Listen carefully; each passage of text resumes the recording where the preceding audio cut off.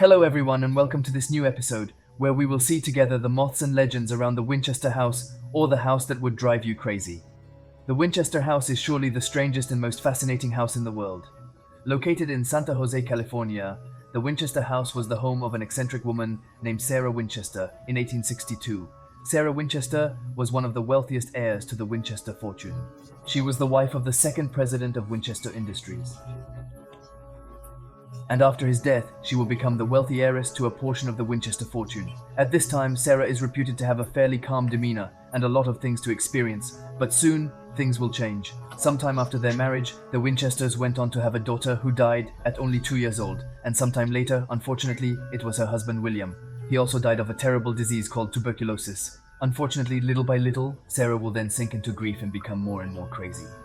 She'll think she's been put under a spell and she's under a terrible curse. She even goes so far as to make the decision to go to several psychics to try to understand why all these horrible things happen to her. Most psychics will remain pretty vague, but one of the psychics will explain to her that it is because of her husband's industries, and that all the people who would have been killed by a Winchester rifle would come back haunted to take revenge for what they did.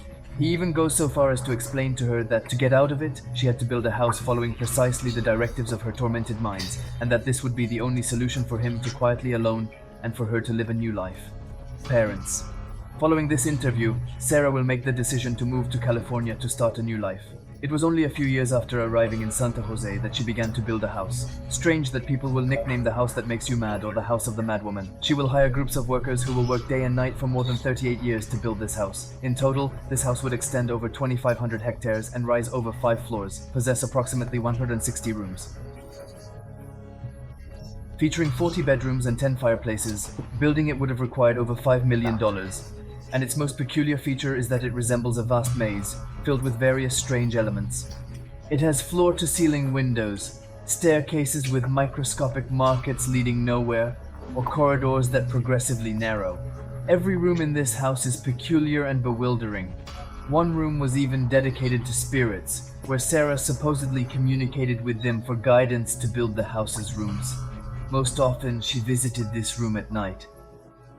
And when she came out, she managed to get very precise plans and had to provide to the workers of the house. You should know that this is one of the first pieces she had built, and from the moment the workers finished the construction of this room, no one except her had the right to enter, because she claimed that there could be bad energies, and that it is these bad energies that could interfere with the spirits. But even though she will carry out very precise plans most of the time, what she will provide to the workers is still very special. There are a lot of things that are not logical at all. For example, in a room, we find a door that leads to the outside, or in the house, we find cupboards where we can simply store nothing. And we must not forget that at the time, it has a very large domain that makes the people of the village not really know what is going on. Only rumors are heard. Ultimately, most rumors made her seem crazy. In 1922, this house got its first public reveal. Only after her death could people visit it. Today, this house continues to captivate many, and the American government has recognized it as a national monument.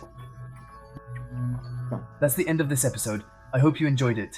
Feel free to let me know them in the comments, and if you have other topics like that you want me to cover in my next videos. If you are interested in Meat and Legend, you can find plenty of episodes on my channel. You can also like, share, and subscribe, but we'll see you in a future video. It's Take It On Fire, peace out.